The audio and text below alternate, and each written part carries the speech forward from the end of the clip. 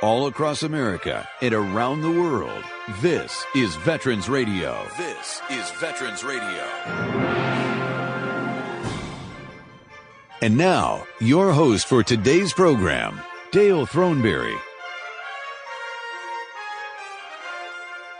Hey, and welcome to Veterans Radio. My name is Dale Throneberry, a CW2 helicopter pilot in Vietnam in 1969. Welcome to our program today. I'm really excited to have you here. We've got so many things going on. We've got two great guests that are going to be talking about their experiences in Vietnam. One is a doctor with a MASH unit over there, and one was actually a casualty that was treated by the same doctor. So, got to stick around for that story. I think it's really great. The other things that are going on is that I wanted to introduce you to a new friend of ours here on Veterans Radio, and her name is Suzette Dexter, and Suzette is a Marine. She served from 1983 to 1987. She's been to all the hot spots for Marines: Parris Island, 29 Palms, Camp Pendleton, Okinawa, the Philippines. She got out of the service as a Lance Corporal, and we've recently started talking about some ideas for programming that maybe we can do. So, Suzette, say hello to the Veterans Radio audience. Hello, everybody. So, the reason I wanted to bring Suzette on today was to just kind of give her an idea of how a program hopefully works smoothly.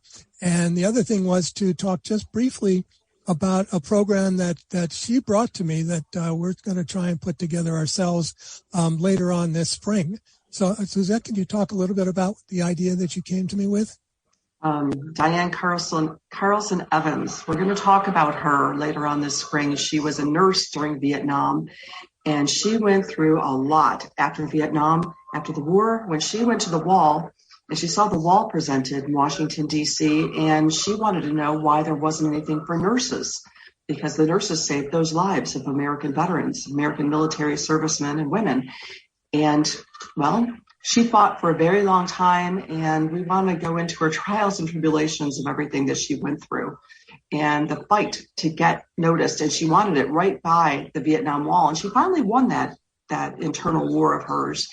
And we'd like to expand on that further with her this spring. Yeah, I'm looking forward to that. We've had some other nurses on that have talked about that program and the monument itself and the battle they had to go through to get that thing constructed. So, to our audience, everybody out there, kind of stick around. And in the next couple of weeks, Suzette will be back with her story, and we'll see how we can pull that together. So thanks, Suzette. Thank you, Dale. Okay. Before we get into the program, I got to make sure that we thank our sponsors, because without our sponsors, we can't ever do this program. So let's start off with our longest sponsor. By the way, folks, did you know that we've been doing this now for 20 years? 20. That was my call sign, Sky Chief 20. There's an interesting fact for you, right? So anyway, let's get into this. So Legal Help for Veterans, they specialize in veterans disability claims. Give them a call at 800-693-4800 or go to their website, legalhelpforveterans.com. The National Veterans Business Development Council, better known as NVBDC, is the nation's leading third-party authority for the certification of veteran-owned businesses.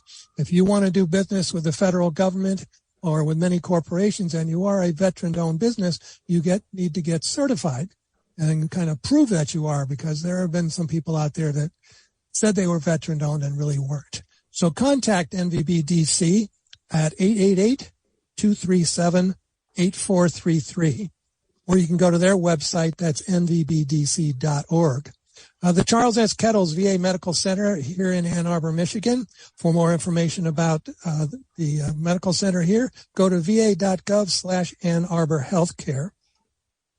We also want to make sure we thank our local veteran service organizations for their longtime support for us, the Irwin Prescott American Legion Post 46 and the Charles S. Kettles Vietnam Veterans of America Chapter 310, both of Ann Arbor. And, of course, we all want to thank all of you out there who have, through your donations, have helped us stay on the air for these 20 years.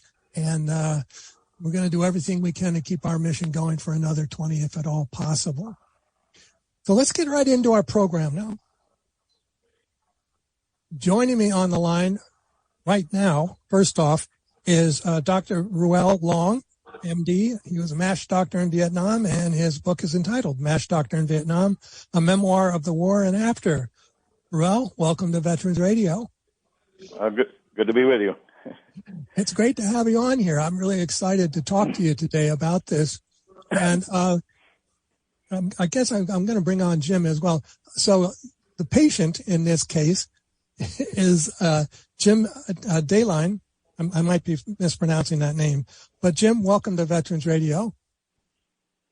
Well, thank you, Dale. Pleasure to be with you. Am I pronouncing your name correctly? No, it's okay, Delin, but it's mispronounced all the time. So how do I get it right? Delin. Delin? Okay. Got it. Jim Delin. So, all right, Jim, I'm going to ask you to hold on for a bit while I talk with Reuel for a moment. All righty. Okay. So, Reuel, tell me, why did you finally sit down and write this story?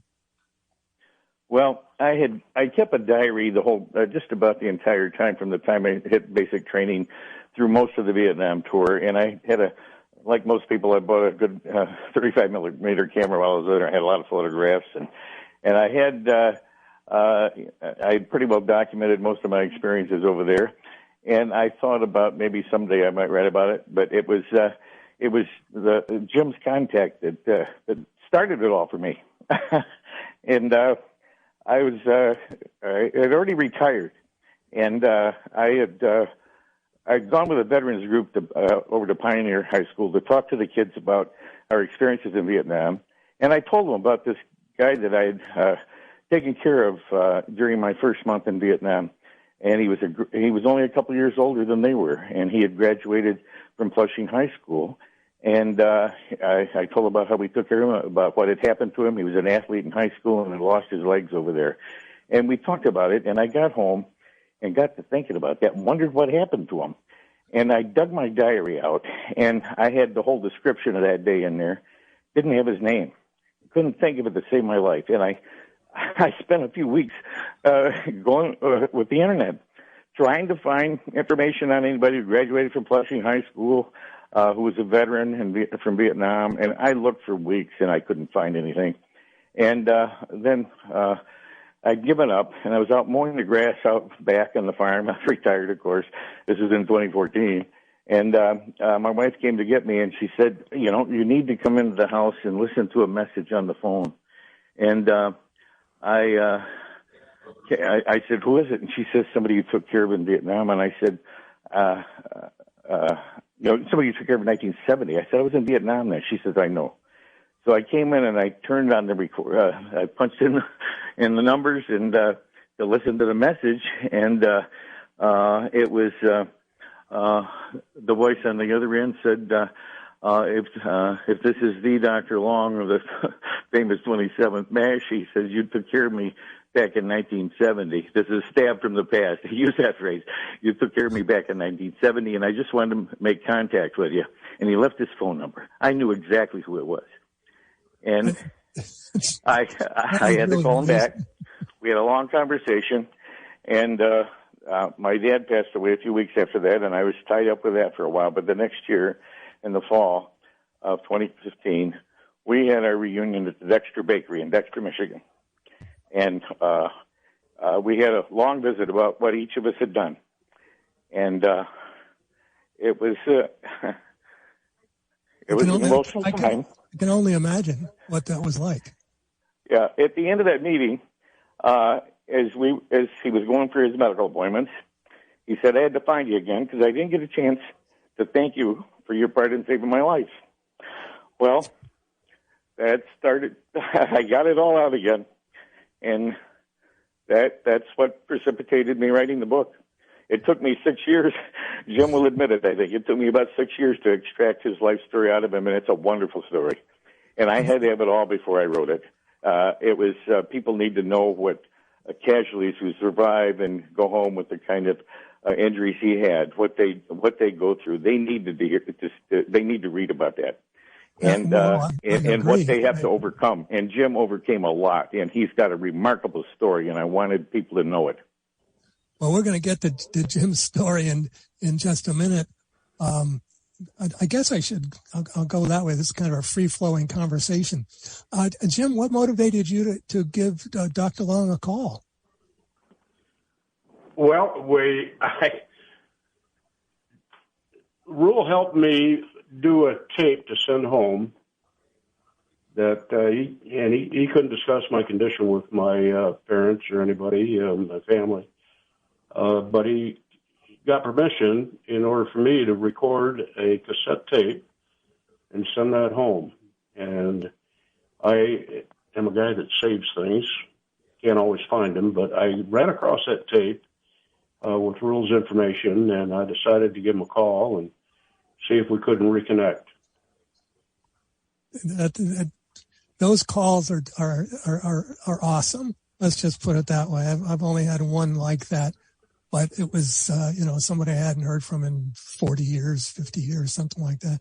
It had to bring some great memories back, great memories and some tragic moments, obviously, for both of you. Reuel, I wanted to kind of go back to Flint, where you grew up, and talk a little bit about how did you get involved in the Army in the first place? Okay, sure. I graduated from the University of Michigan Medical School in 1968. The Tet Offensive occurred in January of that year. And with three other classmates, we signed on to do our internships up in Flint. My family lived up there, and we signed on to do them at McLaren General Hospital. And at that same time, Jim was graduating high school over there in Flushing, Michigan, just 7 miles west of us. And anyway, we went up there, and I did my rotating internship there with, and rotations through internal medicine, surgery, labor and delivery in the emergency room. And I even did a rotation over in Flushing, Michigan, with a very busy general practitioner. Never ran into Jim then, or his family, but I was over there for quite a bit.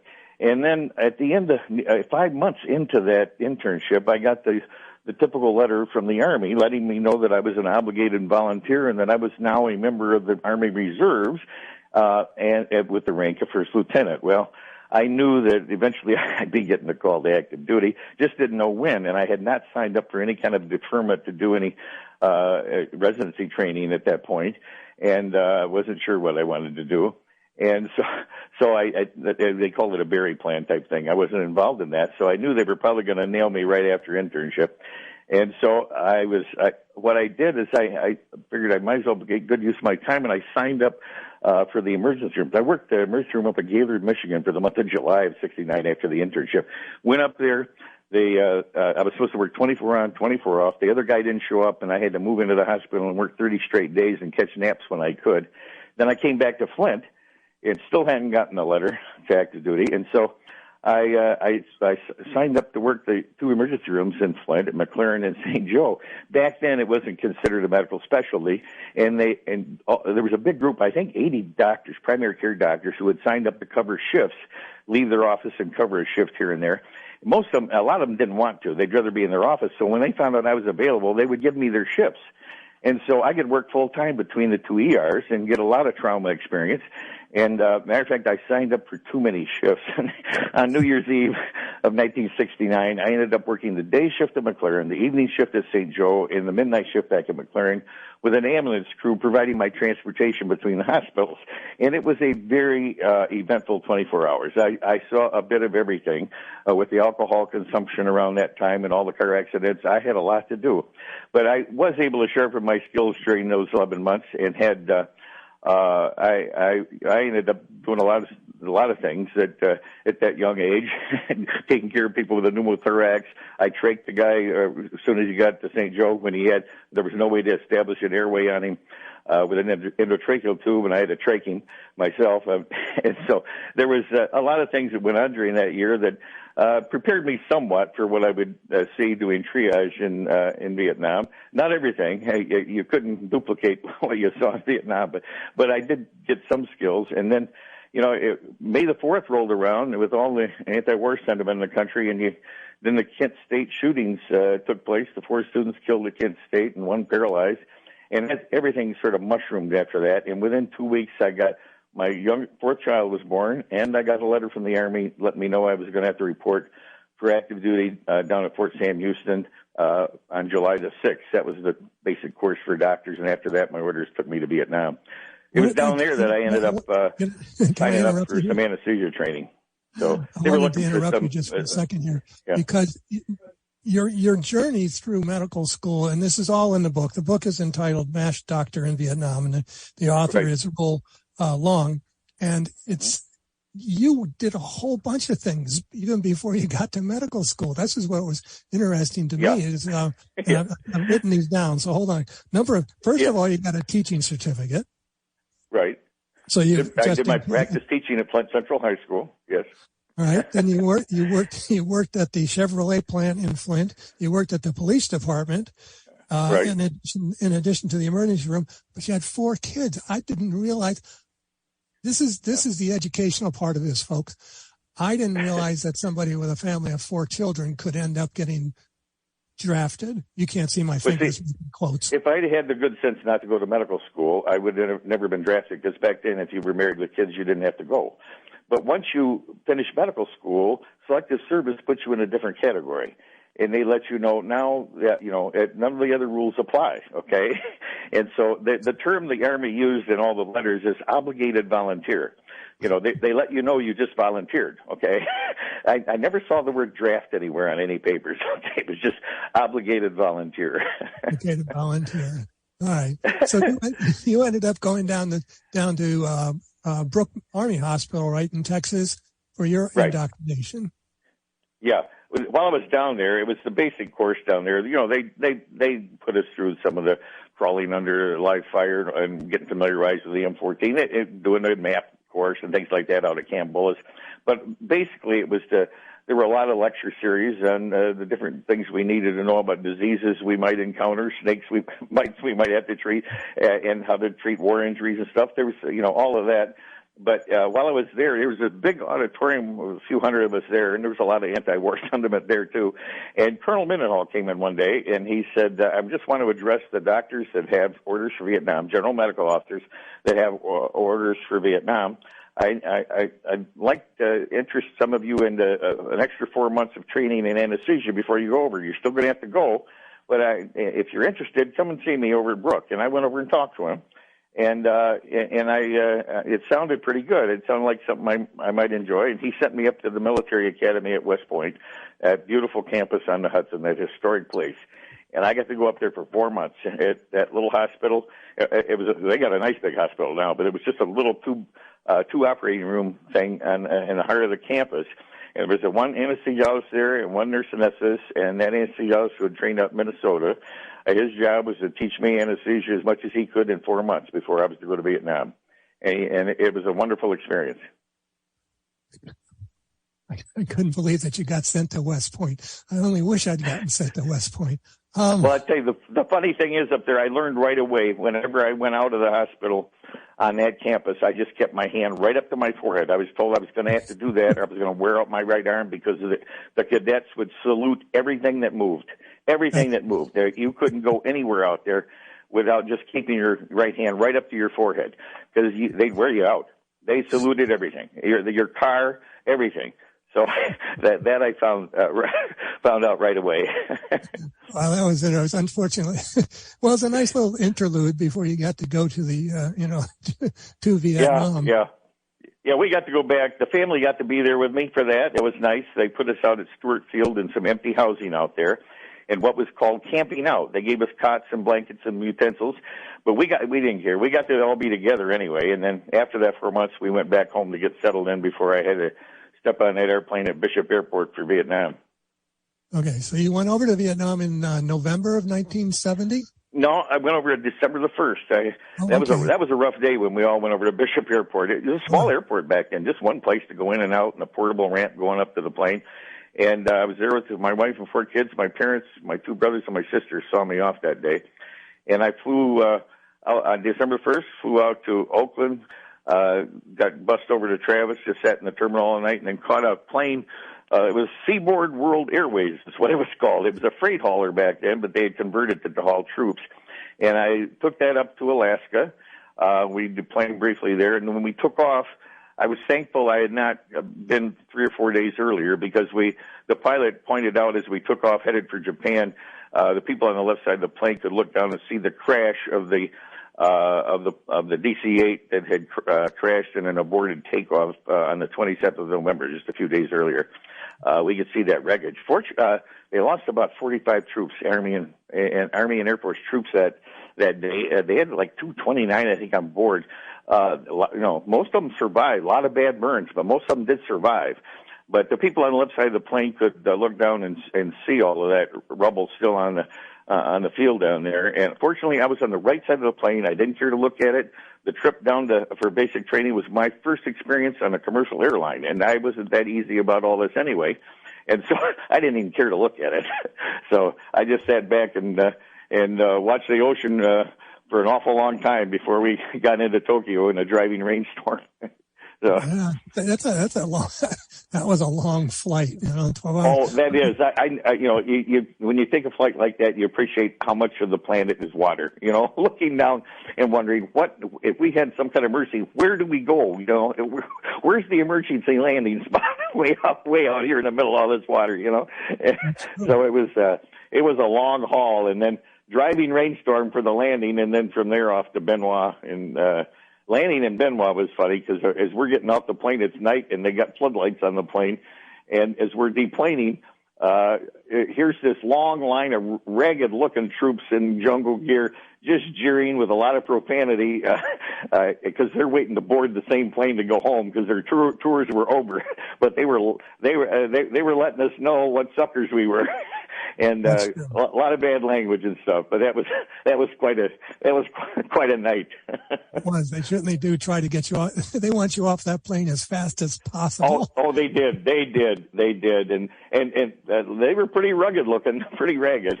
So, yeah, I'm sure. Your thoughts go through your mind. You're going, "Oh my God, am I going to look like that in a year?" Yeah. You wonder, and then that bus ride from Benoit to Long Bin. They had a Vietnamese guy driving that bus, and he drove it like the one time I was in Tokyo after a medevac flight. Those people over there don't know how to drive anything, and this guy he drove it like a taxi driver in Tokyo. He was a pretty reckless guy, but he got us there. That was one of the more frightening experiences I think many of us had, was just the ride from the airport to the 90th replacement.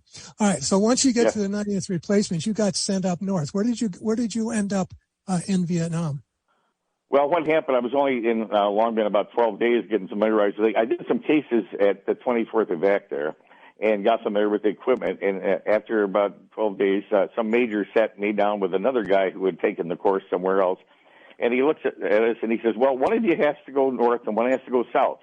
Well, this other guy says, I'll go south. And so he looks at the major looks at me and he says, well, I guess you'll be going north. So I said, okay. So they cut their orders and I look at them and they're sending me to Chulai, to the 27th Mobile Army Surgical Hospital at Chulai. And that's where on the 13th, I flew up there and checked in with Colonel Gear, who was the commanding officer there. And it was I was there about 10 days, done quite a few cases, got familiarized with standard procedure in triage because I was going to be working triage and anesthesia.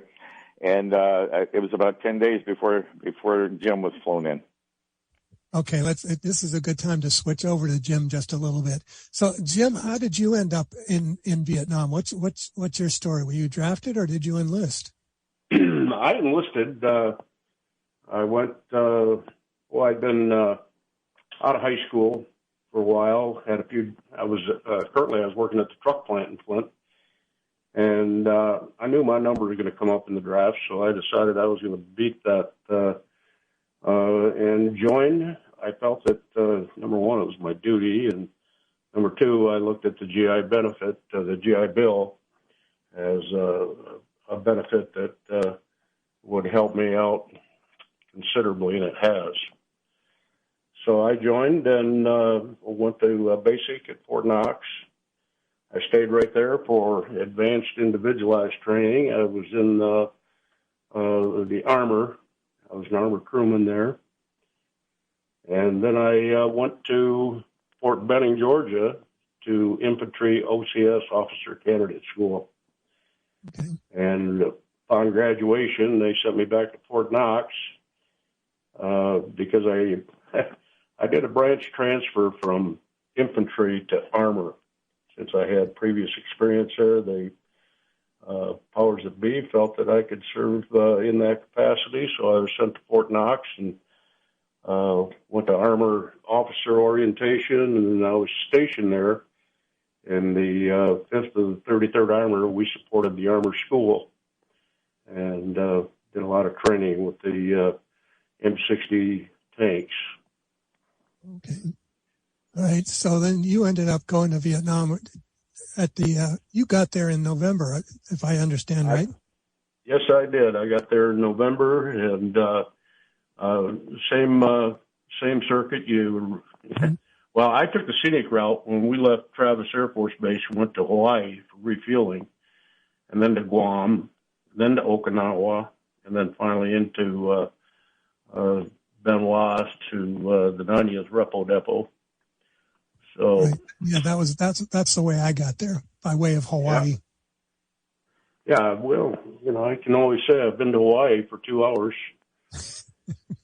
And some of the other places for only 2 hours too. So when you were in armor, this is always a big learning experience to me, folks. Even though I was in the service myself 100 years ago, it seems like now. But what were your duties when you got to Vietnam? You were up in 2 Corps as well, correct? Oh, I Corps. I Corps, okay. Yep. I was the first of the first cab I was assigned to, and we had M113 personnel carriers, armored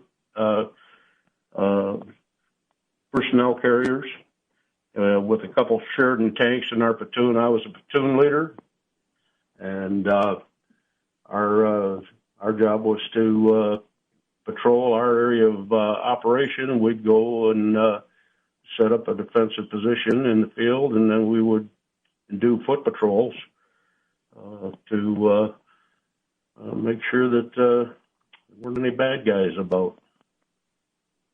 Well, let's tell them a little bit about your run into the bad guys and how you ended up meeting Reuel. We had been on a patrol. We beaten the bush, as we used to say, and we came back. I also there was a sniper team from my platoon that was deployed, and they came under attack. So we mounted up 2 of our APCs and went to support them, and called in the gunships, they had a blue team with them. The blue team are 2 squads of infantry that come in after the Cobra gunships come through and do their gun runs. And we met up with their blue teams, and we started to push through in order to relieve our sniper team. We had 3 men in a position that they were in a bad way. They were brought under fire, and we were there to relieve them, and we did. We were able to get them out of that bad situation. In the process, we also captured a couple NBA regulars, and the intelligence group, they wanted those guys back for interrogation, so we started to pull back and head back to the helicopters, and that's when I hit the booby trap that took my legs, and they were able to get me on one of those helicopters pretty quickly and got me into we had an aid station at our firebase. Our firebase was north of July, and they got me in there, got me stabilized, and then got another helicopter trip down to the 27th Surgical, where I met Reuel. Okay, we're gonna take a break right here. So Jim has stepped on a booby trap. Unfortunately, lost both of his legs in this incident, and now back at the 27th MASH unit. And meets up with his new best friend. So we're going to take a break. When we come back, we're going to continue this conversation. You're listening to Veterans Radio. We'll be right back. The Medal of Honor is the highest award for valor in combat given a member of the Armed Forces of the United States. There have been over 3,400 recipients of the nation's highest award. This is one of them. Staff Sergeant Drew Dix was working on a CIA project near Cambodia when the Tet Offensive began. Details after this. If you have a VA claim denied by the Board of Veterans' Appeals, contact Legal Help for Veterans at 1-800-693-4800. They're experts in handling cases before the U.S. Court of Appeals for Veterans Claims. Their number again, 1-800-693-4800. Dix's mission was to coordinate intelligence gathering with a unit made up mainly of indigenous Vietnamese, Cambodians, and Chinese Nungs. In late January, Dix and his men were operating with part of a SEAL platoon to get information about a rumored Viet Cong offensive. On January 31st, Dix's unit returned to base to find the Tet Offensive had begun and the city had been overrun. When they tried to land, they encountered heavy fire. One SEAL was killed, the others pulled out, leaving Dix with only a handful of indigenous soldiers. He moved through the city, picking up pockets of friendly soldiers. His first mission was to rescue an American nurse. Then he brought several CIA employees to safety. Dix and his men moved through the city in an effort to liberate it. He assaulted a building alone in the face of heavy fire to rescue 2 Filipinos. He killed 6 Viet Cong and brought out the men. Dix and his men fought through the night, taking back the hotel, theater, embassy house, and other buildings. On February 2nd, after 56 hours of battle, the city was freed. Dix's men had killed an estimated 200 VC. He was presented the Medal of Honor by President Johnson on January 16, 1969. The Medal of Honor series is a production of Veterans Radio. Military veterans touch everyone's life. I'm guessing right now you're thinking of a veteran, a close friend, relative. Maybe it's you. Even the toughest of us sometimes need help, but don't know where to turn for support. You don't need special training to help a veteran in your life. We can all help someone going through a difficult time. Learn how you can be there for veterans. Visit veteranscrisisline.net. Veteranscrisisline.net. A message from the U.S. Department of Veterans Affairs.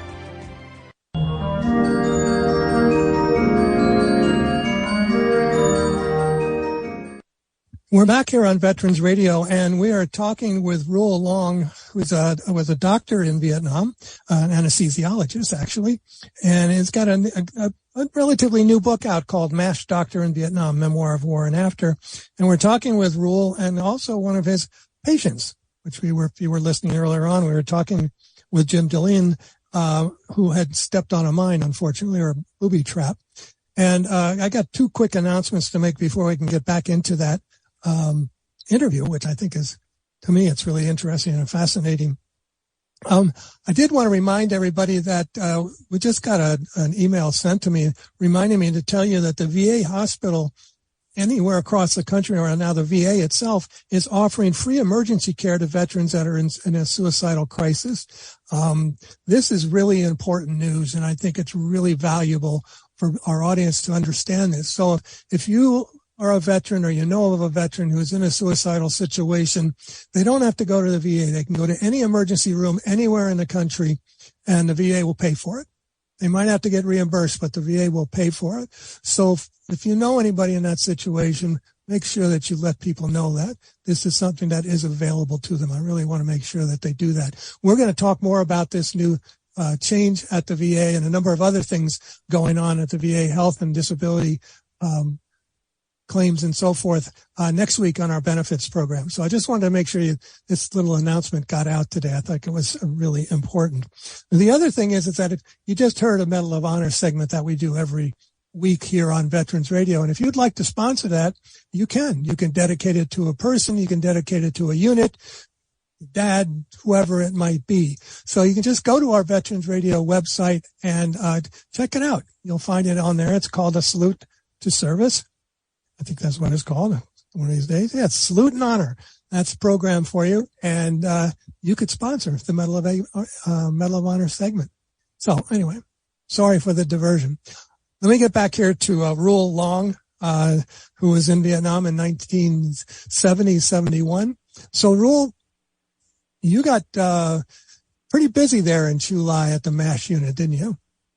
Yes, we did. The interesting thing that was going on when Jim got there, Bob Hope was up at Da Nang with his USO show, and just before he arrived, there were some of the people who had been in country the longest at our unit got permission to convoy up there to see the show. So it left us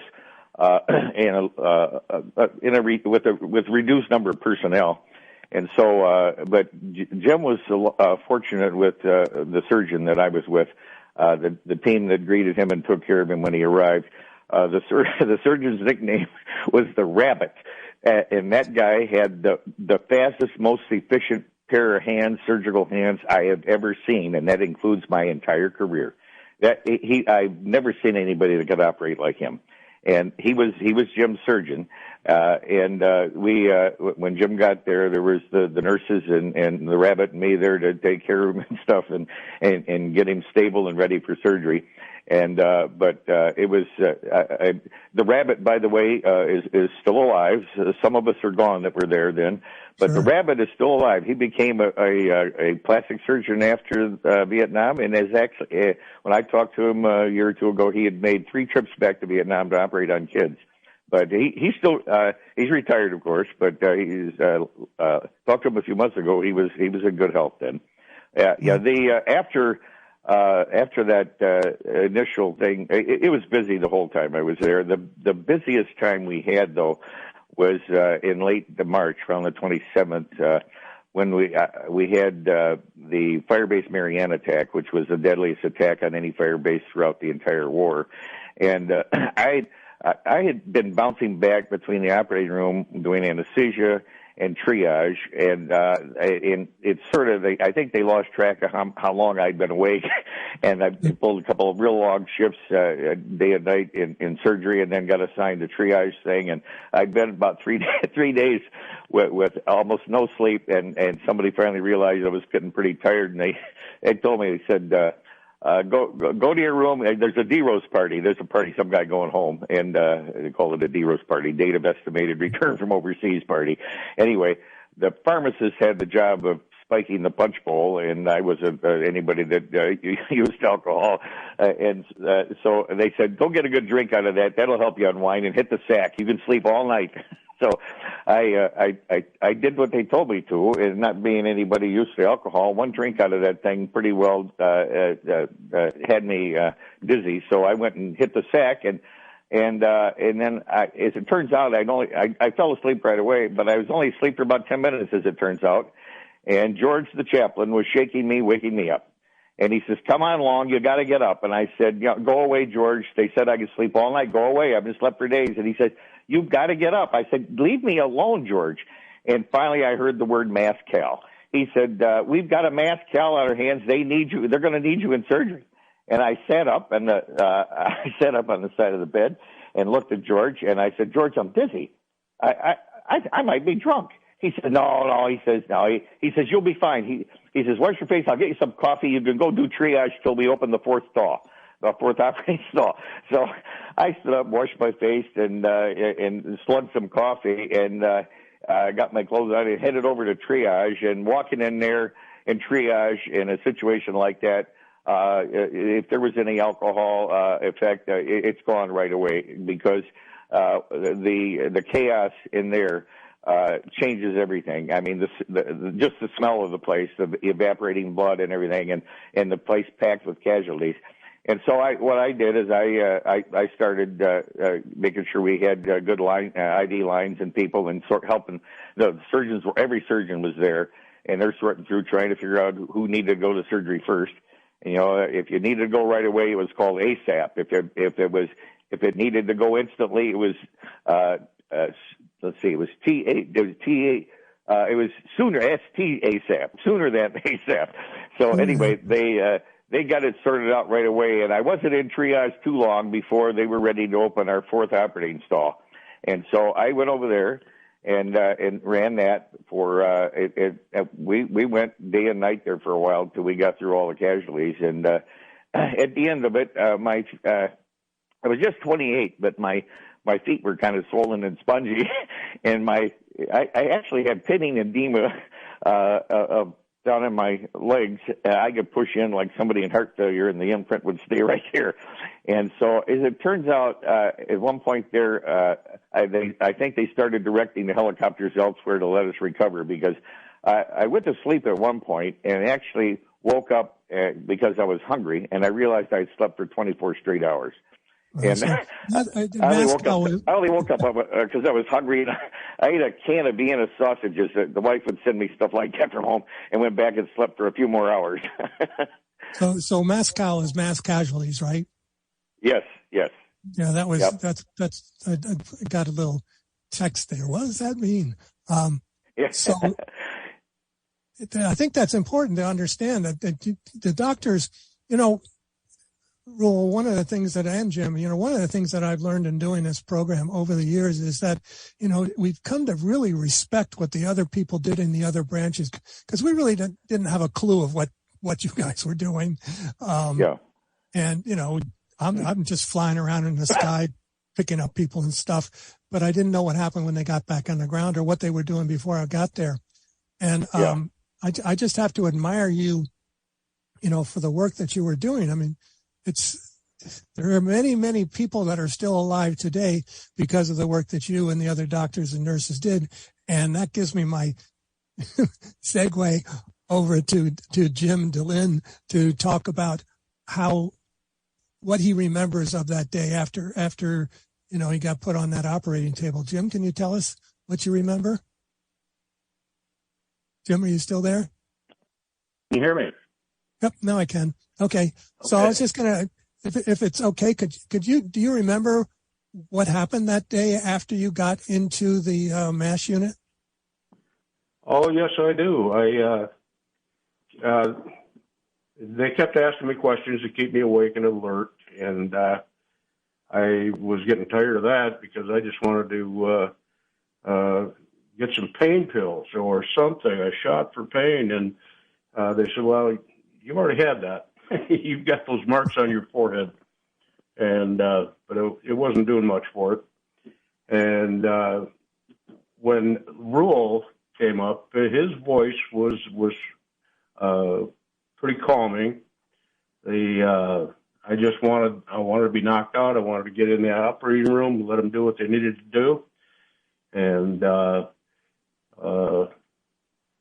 in the book, I relate. I knew that my legs were gone. I took a peek, and but I asked Reuel not to take my legs, save my legs, and he said, "We'll do the best we can," and that was good enough for me, and that helped calm me down a bit. And we went ahead.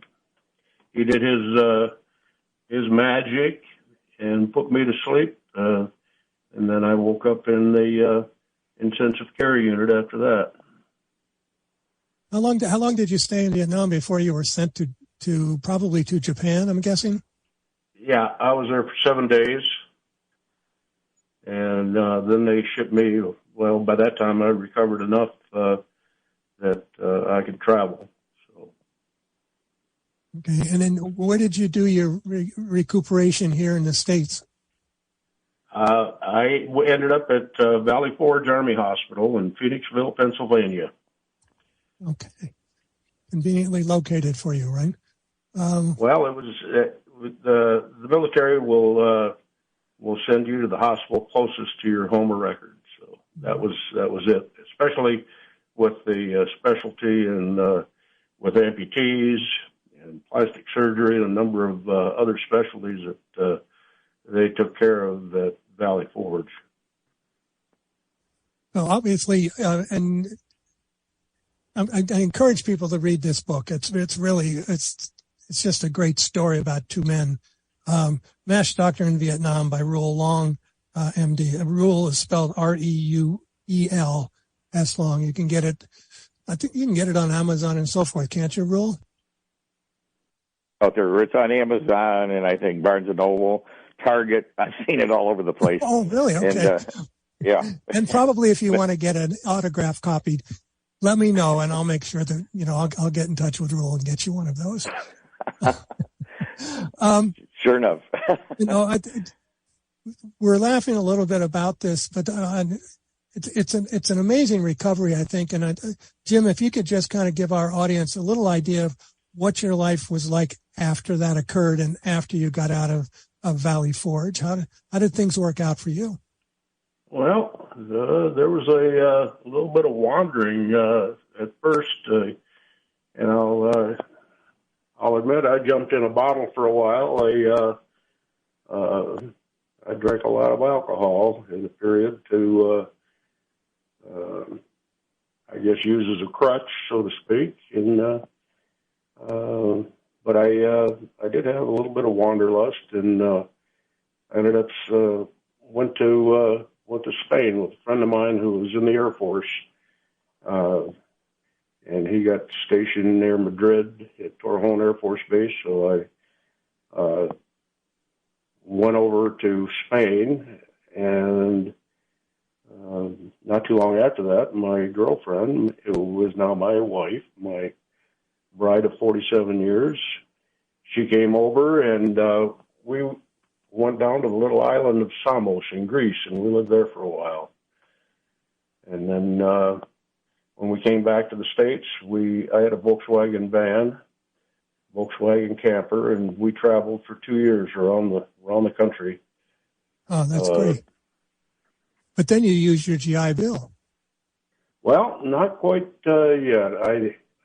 I wanted to fly, so we were in Arizona, and there's a group called the Arizona Wheelchair Pilots Association. I went to one of their meetings and saw that this is a doable thing. Hand control in an airplane,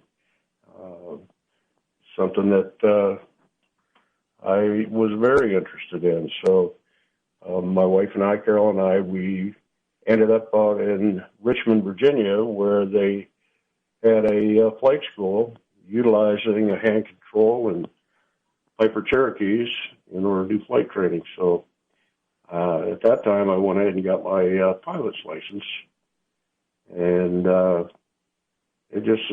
my life connected with aviation took off, so to speak, from there. And you were involved in aviation throughout your career, weren't you? Well, aviation was my career. I ended up. I knew that if I wanted to own my own airplane, I'd have to be able to do the work on it in order to defray that expense. So I went to airframe and power plant mechanics school. This is moving back to Michigan, little AMP school in Grayling, Michigan, Kirtland Community College. And I went through that program and got my airframe and power plant license. And shortly after I graduated, I was invited in as a lab assistant in order to teach the subjects in aviation maintenance. All right, and so you did that for a while. How long did you work in that field? Well, altogether 24 years. I worked at Kirtland, which is this was my on-the-job training, and I went to school on the GI Bill, and got a teaching degree from Ferris State University here in Michigan, and also got a master's degree. And then I was part of the crew that started a brand new program at Northern Michigan University. So altogether, 24 years. That's a long way to get there, but 24 years teaching. I think that's a great story, and I know Reuel was telling me how proud he was of what you were able to accomplish, and that the idea of transitioning especially for wounded veterans, can be a little bit more challenging than it is for the rest of us. But how proud he was of you, really making something of your life after your, double amputee. I just got a text from somebody that wants to congratulate you and your wife Carol on 47 years, and also to both of you, Jim and Reuel, for your service in Vietnam. Let me go back to Reuel here. We've got about 4 minutes left, maybe. Okay. All right, you survived all this. I mean, we got to get people to buy the book. If there's a link to it on our website, veteransradio.net, you'll find there's a link where you can purchase it. So real quickly, what did you do when you finally got out of the service? Well, I was fortunate enough to survive my closest call over there in Pleiku. I should tell you that it was one point when the rockets were dropping between our Quonset huts when I was just praying to be alive for 5 more minutes. And I've been quite blessed because the good Lord gave me that 5 minutes at 52 more years. So anyway, after I got out of the service, I went back to Michigan for the residency, and I worked in Flint for a while. I worked over at Chelsea Hospital for a while. I worked down in Toledo for a while. I actually got to my son, who turned 3 years old while I was in Vietnam. He ended up in anesthesia, and for a while after he finished his training at the Mayo Clinic, he came and worked in private practice just for a couple of years down in Toledo. And I got to work with him for a couple of years, and it was so much fun. But he got recruited back to where he belonged at the Mayo Clinic, and he's out there now, and he's the program director for the anesthesiology residency program at the Mayo Clinic in Rochester.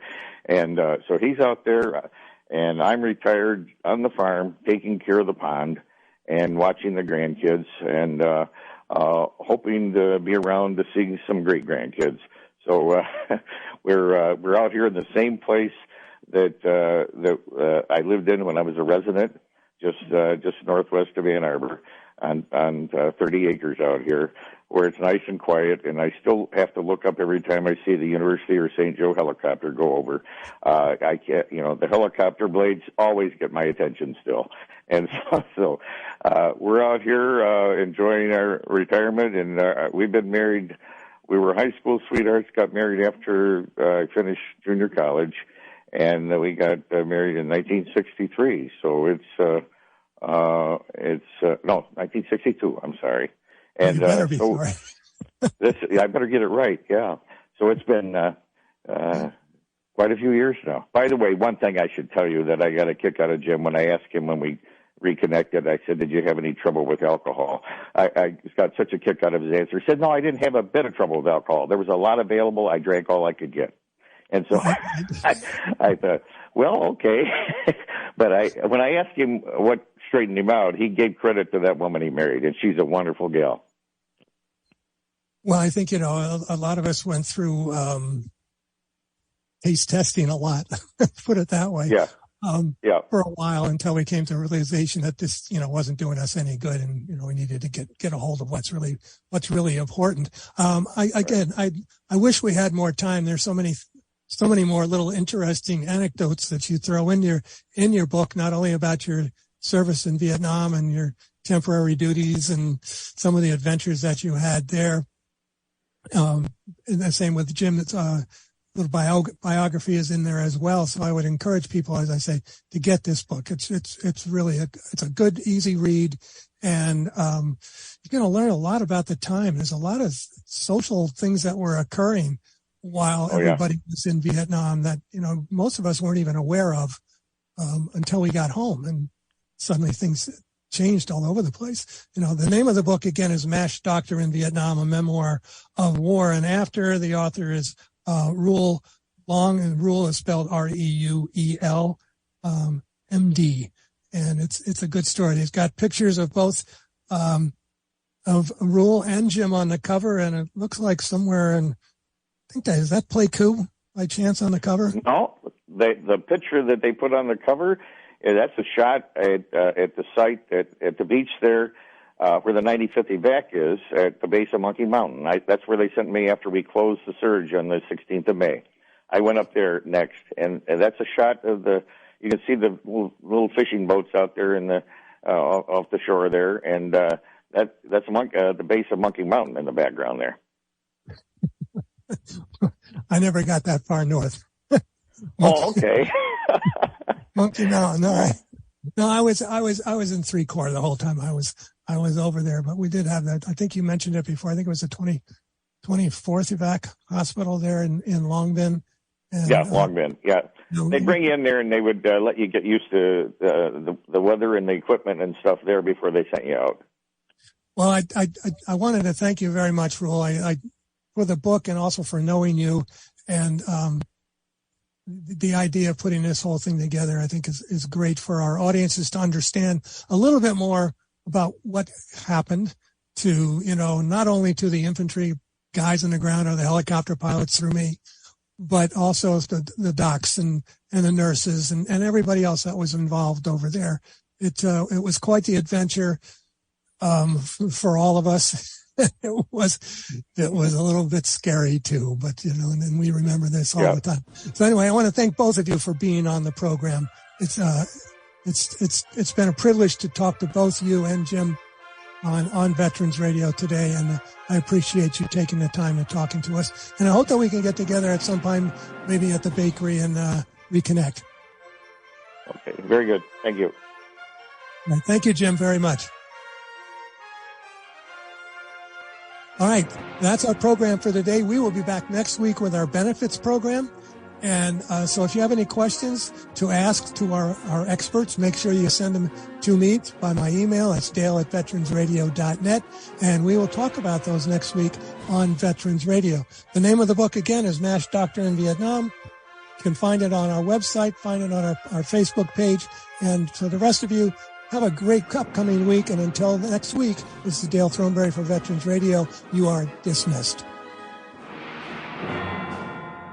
Hey guys, it is Ryan. I'm not sure if you know this about me, but I'm a bit of a fun fanatic when I can. I like to work, but I like fun too. It's a thing. And now the truth is out there. I can tell you about my favorite place to have fun. Chumba Casino. They have hundreds of social casino style games to choose from with new games released each week. You can play for free anytime, anywhere. And each day brings a new chance to collect daily bonuses. So join me in the fun. Sign up now at ChumbaCasino.com. No purchase necessary. VGW. Void where prohibited by law. See terms and conditions. 18+.